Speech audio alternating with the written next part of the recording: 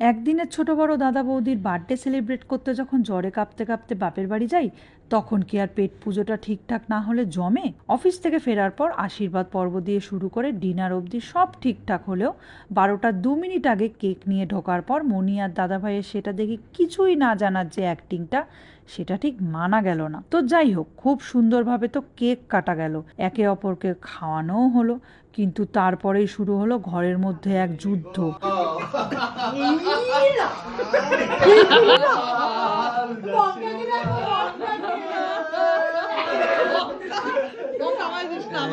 না না এ ওকে ক্রিম লাগাচ্ছে, তো অন্যজন ক্রিম লাগাতে গিয়ে কেককেই ফুটবল ভেবে গোল দিয়ে দিচ্ছে, আর একজন তো তাকে ক্রিম লাগানোর আগে বাড়ি ছেড়েই চলে গেল।